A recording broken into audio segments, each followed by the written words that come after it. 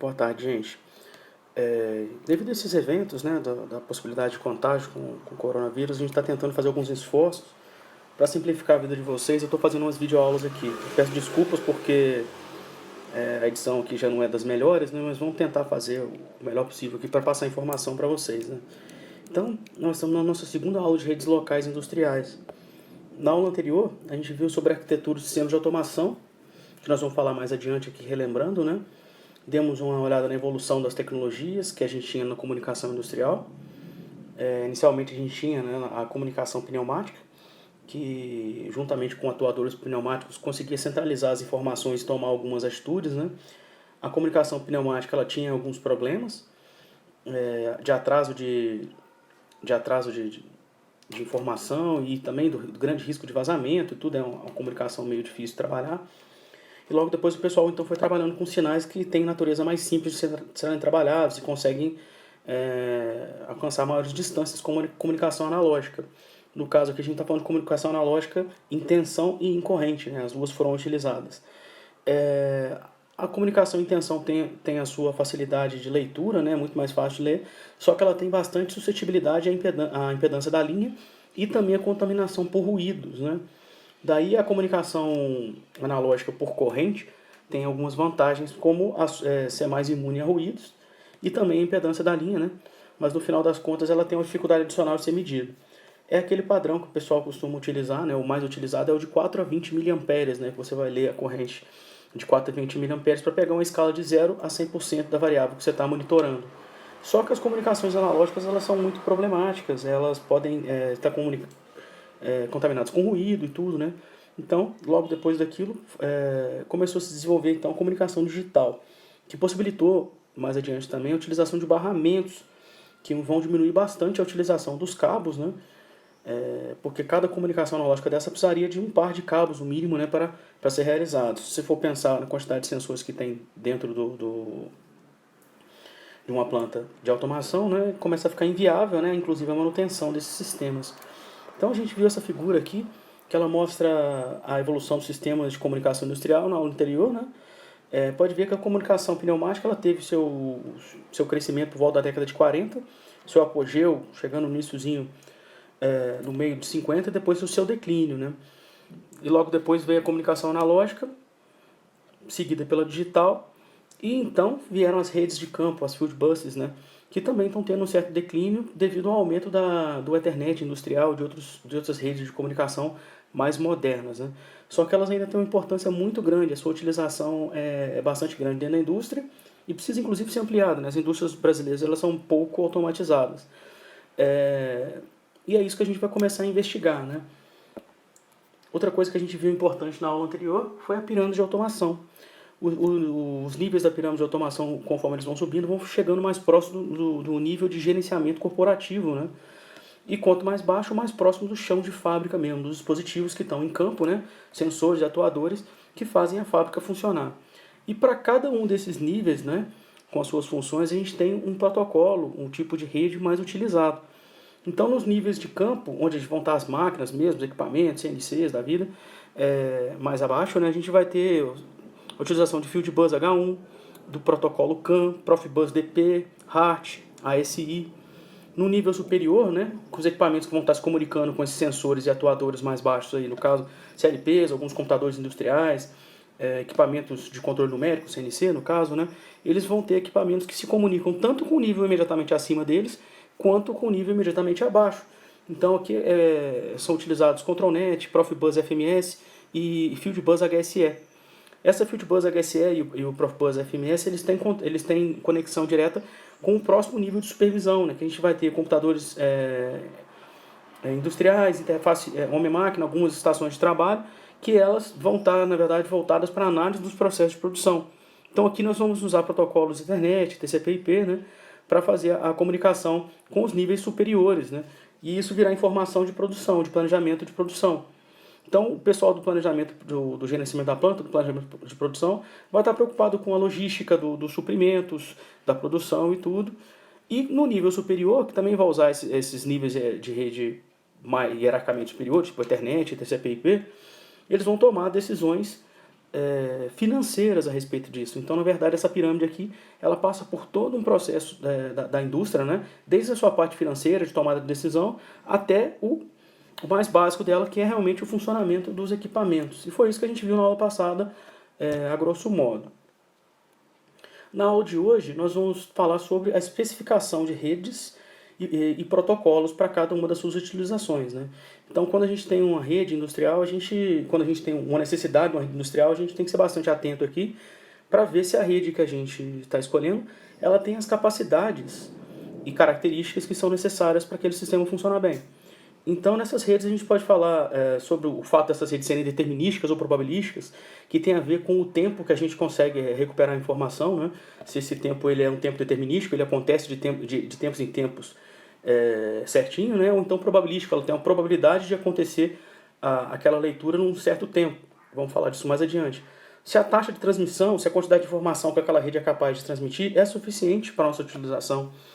A topologia da rede, se a topologia da rede que a gente está utilizando, ela atende às necessidades que a gente tem, o meio físico de transmissão, como que nós vamos ter acesso a ele, como que nós vamos utilizar, pode ser fibra ótica, par trançado, wireless, qual que é o meio que nós vamos utilizar como meio físico de comunicação, isso é importante, qual que é o modelo de comunicação que nós vamos usar, né?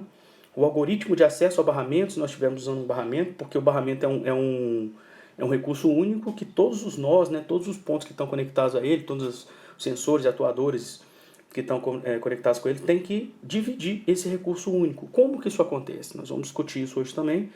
E a classificação das redes quanto à escala. Bem, dados esses tópicos, agora vamos investigar, né, a questão das redes determinísticas contra as redes probabilísticas. Um evento que a gente fala que é determinístico, que ele acontece 100% ou não acontece. Então a gente tem certeza da sua ocorrência, né? Um evento probabilístico é porque existe uma chance, uma certa distribuição de probabilidade, né, que vai falar uma chance daquele evento ocorrer ou não. No caso das redes, a gente vai falar que as redes são determinísticas quando a transmissão dos dados, das informações, ocorre em intervalos determinados. A gente sabe que o tempo que vai demorar para um nó fornecer uma informação ou recebê-la é sempre dentro desses intervalos determinados. Para a aplicação de controle em tempo real, isso é bastante útil. Na verdade, para as redes industriais, que trabalham com sistemas que você tem que ter um controle em tempo real, é bastante útil que a gente use em redes que são determinísticas. Então, a característica da rede ser determinística é muito boa para utilização em redes industriais. Um exemplo que a gente pode ter aqui é da rede ASI, que a gente vai investigar nas aulas mais adiante, né? A gente tem uma expressão que a gente pode usar para calcular o tempo de atualização. Isso é o tempo que um nó vai demorar para ser aquisitado suas informações ou que ele vai conseguir pegar da rede essas informações, né? O tempo que a gente precisa para enviar um pacote de dados é 156 microsegundos, né? No caso da rede USI, da rede ASI. E a gente tem um byte de início e de final, né? Um pacote de informação de início e de final, somando esses dois aí que a gente tem. E o número de nós que vai mandar as informações ali dentro, contabilizando como N, né? Então, o tempo que a gente vai ter do update, né, o tempo que a gente vai precisar para calcular a rede inteira, né, para atualizar todas as informações, é o número de nós mais 2, devido a esse pacote de início de fim, né, vezes o tempo que a gente precisa de um pacote, que é 156 microsegundos. Não precisa se preocupar com isso aqui agora não, que a gente vai investigar essa rede ASI melhor nas aulas mais adiante. No caso da rede probabilística, ela é exatamente o oposto da rede determinística. Você, na verdade, não tem uma garantia que o intervalo vai ser exato. Você tem uma probabilidade da informação ser transmitida em um determinado instante de tempo. Essas aplicações a gente costuma usar onde a gente não precisa dessa garantia do tempo certinho, do tempo de atraso, né? Isso é muito utilizado em redes do tipo Ethernet, por exemplo, que você não tem essa necessidade, né, de tempo real de você trabalhar com informações chegando em intervalos de tempo exatos, né? No caso, por exemplo, das telecomunicações, pelo que eu pude investigar, né, as redes que eles usam são redes probabilísticas. Para eles são muito vantajoso, porque eles ocupam menos banda para fazer essa comunicação. Então, o que para redes em tempo real é bom, né, no caso serem redes determinísticas, talvez para telecomunicações não seja, de um modo geral, não seja tão bom assim. Então, qual que é melhor? Probabilística ou determinística? Depende da aplicação que a gente tem. De tempo real é determinística, e em outros que a gente não tem essa característica fundamental de ser necessário essa exatidão, as probabilísticas, elas ocupam a banda de um jeito mais eficiente. É necessário frisar, né, que já existem redes baseadas no protocolo Ethernet, no padrão Ethernet, que têm uma garantia de atraso, então elas são utilizadas para tempo real também. A utilização da Ethernet para sistemas de tempo real está crescendo bastante. Bem, quanto à taxa de transmissão, a gente pode também utilizar aqui uns termos para determinar qual rede que nós vamos utilizar aqui, né? De várias redes, todas elas têm um padrão de velocidade, a quantidade de dados que a gente consegue transmitir no intervalo de tempo.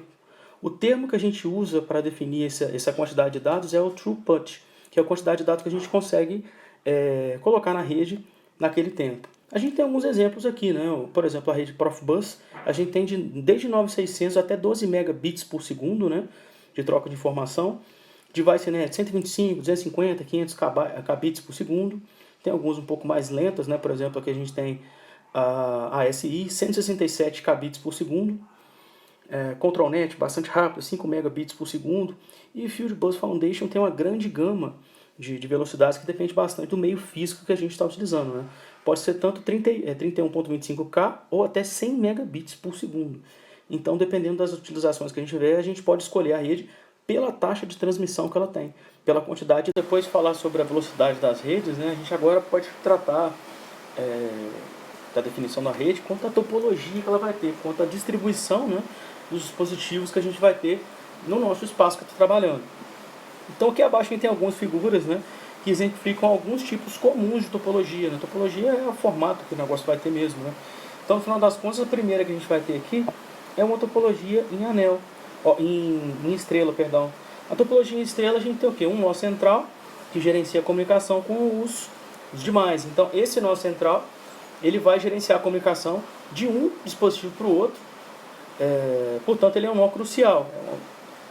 Outra topologia que a gente apresenta aqui logo ao lado dela, né, é a topologia em anel. Na verdade, um nó ele é conectado com os seus vizinhos, né, então esse nó é conectado com os dois vizinhos e os demais por assim em diante, né, numa topologia fechada, de modo que a comunicação ela vai passando de um para o outro, mas ela pode tanto passar por cima ou por baixo nessa comunicação aí. Outra comunicação mais comum do que as demais, a figura imediatamente ao lado, é a do barramento. Agora todos os dispositivos, né, eles estão conectados entre si pelo barramento. Então a gente tem a conexão deles pelo barramento. Eles têm que utilizar esse meio comum aí, arrumar um meio de utilização eficaz aqui para que todo mundo consiga usar o barramento e trocar informações. E é de baixo que a gente tem um meio de comunicação aqui que é chamado de ponto a ponto. O ponto a ponto, como a gente vai explicar logo adiante, não precisa ser necessariamente entre dois pontos, né? Pode ter mais pontos. Então aqui nós temos que se o computador quiser falar com o último indivíduo aqui, né, a informação vai sair dele, vai vir para esse que vai repassar, vai vir para esse que vai repassar, vai vir para esse que vai repassar, e a informação chegou. Uma coisa drástica desse tipo de comunicação é a questão da falha. Se você tiver a falha do último dispositivo, não tem problema, porque os demais vão acabar recebendo a informação. Mas se, num caso mais crítico, né, o primeiro, logo depois do computador aqui, tiver uma falha, nenhum dos demais vai ser capaz de receber qualquer informação do computador, nesse exemplo que a gente tem aqui. Então essa é uma topologia que tem suas complicações, né? Vamos dar uma detalhada nela mais adiante aqui. Essa topologia ponto a ponto, como a gente estava falando nela agora, ela pode ser tanto entre dois processadores ou mais, desde que eles estejam comunicando em série, né, essas informações. Um passa para o outro, que passa para o outro, como se fosse um telefone sem fio.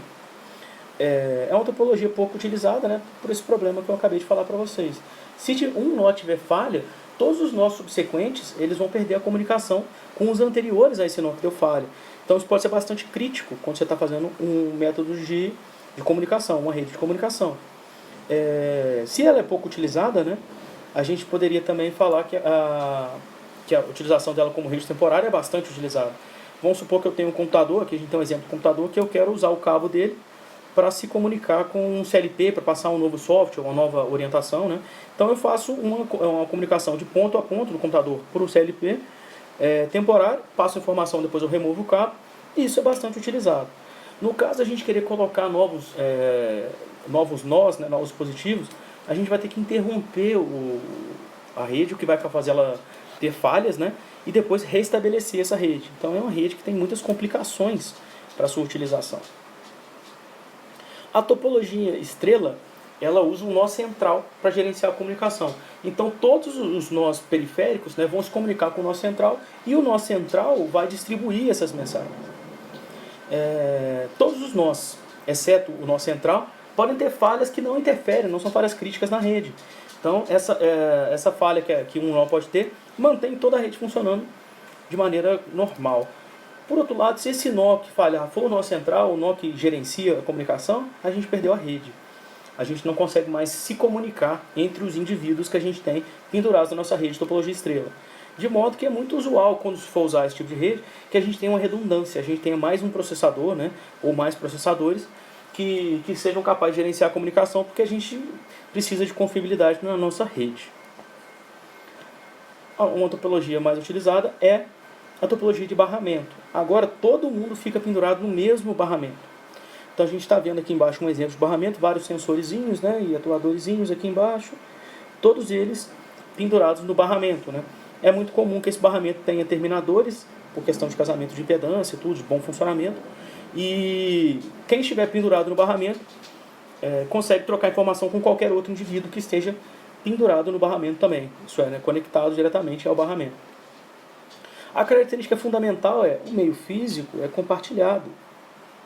Então eles têm que ter um controle de acesso, né, para saber quem que usa o barramento. O tipo de utilização pode ser centralizado ou distribuído, né, de controle da rede. E tem um alto poder de expansão. Normalmente essas redes têm poucas limitações de... Tem uma limitação muito grande de número de nós que a gente pode ter, dependendo da rede, né? Então, se eu quiser colocar mais um indivíduo, eu posso colocar simplesmente conectando ele ao barramento. Ele vai se tornar um novo nó. E assim como a rede que a gente está vendo, tipo estrela, quando um nó falha, ela não prejudica a rede, no caso de ser o nó central. Aqui nós não temos um nó central, nós temos um barramento. Por isso que ela tem muitas vantagens, a topologia do tipo barramento. A topologia do tipo anel é como se fosse uma topologia ponto a ponto, mas que o último indivíduo, né, ele é fechado com o primeiro. O último dispositivo e o primeiro também são conectados. Então, eu tanto posso acessar um dispositivo vindo de uma direção, vamos supor que a informação está saindo desse dispositivo e vindo para cá. Eu posso vir nesse sentido, tanto como posso vir no outro sentido.